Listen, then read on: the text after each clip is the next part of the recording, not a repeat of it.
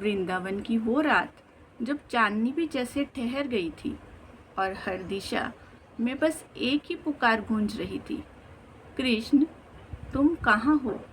नमस्कार, मैं हूँ कविता और मैं आज आपके लिए लेकर आई हूँ गोपियों का विरह और कृष्ण की खोज। ये कहानी है उस प्रेम की जो मिलन से नहीं बल्कि विरह से और गहरा हो जाता है। चलिए शुरू करते हैं। वृंदावन की उस रात में जब श्री कृष्ण की बांसुरी की धुन हर दिशा में गूंज रही थी, पूरा वातावरण मानो दिव्य हो गया था। गोपियाँ अपने अपने घरों से सब कुछ छोड़कर उस धुन की और खींची चली आई थी, जैसे कोई अदृश्य शक्ति उन्हें बुला रही हो। जब रास आरंभ हुआ तो हर गोपी को लगा कृष्ण सिर्फ उन्हीं के साथ हैं। उनके चेहरे पर आनंद, हृदय में प्रेम और आत्मा में पूर्ण संतोष था। लेकिन धीरे धीरे उस आनंद में एक सूक्ष्म अहंकार आने लगा। कुछ गोपियाँ मन ही मन सोचने लगी, हम सबसे भाग्यशाली हैं, कृष्ण हमें सबसे ज़्यादा प्रेम करते हैं। और बस यही वह क्षण था। अचानक कृष्ण वहाँ से अंतर ध्यान हो गए।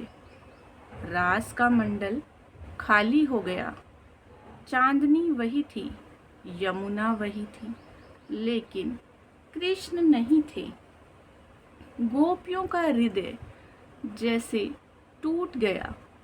उनका मन घबरा उठा। ये क्या हुआ? अब शुरू हुई एक बेचैन खोज। कुछ गोपियाँ उस दिशा में दौड़ी जहाँ आखिरी बार उन्होंने कृष्ण को देखा था। कुछ ने जमीन पर उनके पद चिन्ह ढूंढने शुरू किए।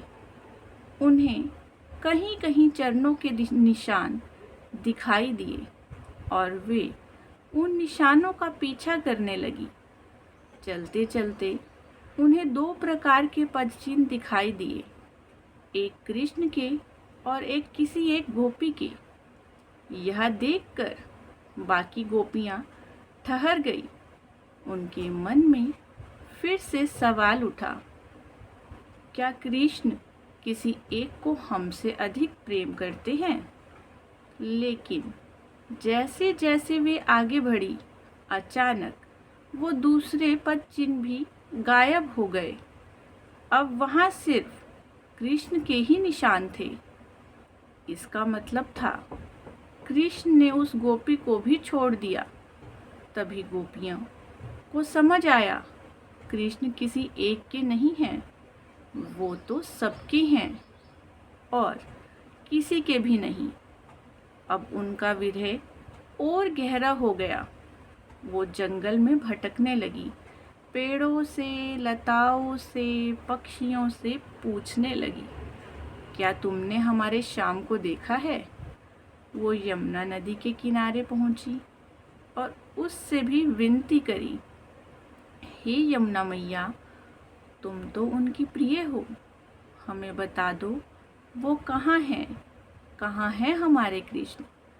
कुछ गोपियाँ कृष्ण की लीलाओं को याद करते करते खुद ही कृष्ण बन गई। कोई बांसुरी बजाने का अभिनय करने लगी तो कोई उनके चलने की अदा अपनाने लगी, जैसे वे अपने ही भीतर कृष्ण को ढूंढ रही थी। अब उनका प्रेम पूरी तरह अहंकार से मुक्त हो चुका था। वो सिर्फ कृष्ण को चाहती थी, अपने लिए नहीं बल्कि उनके लिए। और तभी जब उनका हृदय पूरी तरह शुद्ध और समर्पित हो गया, अचानक चारों ओर एक दिव्य प्रकाश फैल गया और प्रकाश के बीच कृष्ण फिर से प्रकट हुए। गोपियाँ उन्हें देखते ही भाव विभोर हो उठी। उनकी आंखों से आंसू बहने लगे।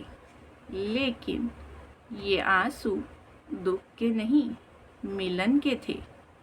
तब कृष्ण ने प्रेम से कहा, मैं तुमसे दूर नहीं गया था, मैं तो बस तुम्हारे प्रेम को और गहरा करने आया था।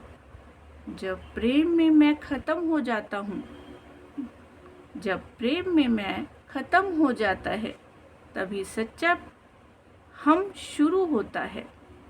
गोपियों ने समझ लिया, ये विरह भी एक वरदान है जिसने उनके प्रेम को दिव्यता तक पहुंचा दिया।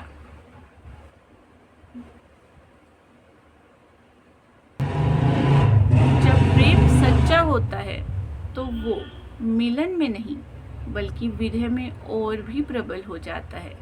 गोपियों ने समझ लिया कि ये विरह भी एक लीला थी, एक ऐसी लीला जिसने उनके प्रेम को और भी शुद्ध और गहरा बना दिया।